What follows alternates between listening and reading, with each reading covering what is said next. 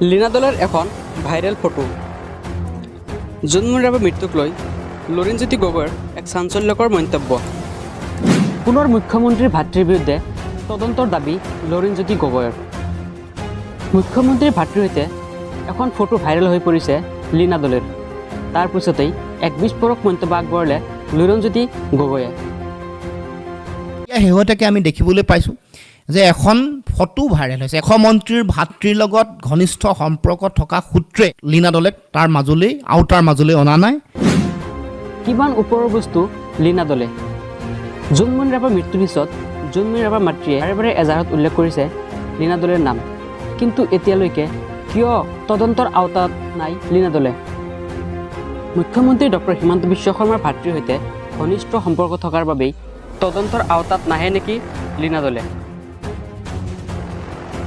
মুখ্যমন্ত্ৰীৰ ভাতৃৰ সৈতে ঘনিষ্ঠ সম্পৰ্ক থকা বুলিয়েই তদন্তৰ পৰা সাৰি গৈছে নেকি লীনা দলে? এই বুলি প্ৰশ্ন লুৰিণজ্যোতি গগৈৰ। লগতে উল্লেখ কৰি কয়, মুখ্যমন্ত্ৰীৰ ভাতৃ বুলিয়েই তদন্ত নহ'ল নেকি সুশান্ত সিং শৰ্মাৰ বিৰুদ্ধে? মুখ্যমন্ত্ৰীৰ ভাতৃৰ লগত ঘনিষ্ঠতা থকাৰ সুবাদতে যদি তেওঁ পুৰস্কৃত হৈছে, তেওঁ যদি হাইলাকান্দিৰ SP হিচাপে তেওঁ ট্ৰেন্সফাৰ কৰিছে, তাৰ মই ভাবোঁ যে সকলোকে তদন্তৰ আওতালৈ আনিব লাগে। জুনমনি ৰাভাৰ মৃত্যুৰ উচিত তদন্তৰ বাবেই বিস্ফোৰক মন্তব্য আগবঢ়ালে লুৰিণজ্যোতি গগৈয়ে।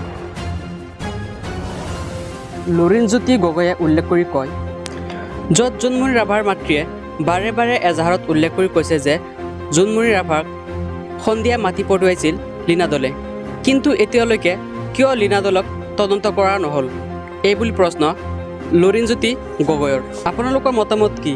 কিয় লীনা দলেক এতিয়ালৈকে তদন্তৰ আওতাত লৈ অহা নহ'ল? নিশ্চয় কমেণ্ট কৰি জনাব।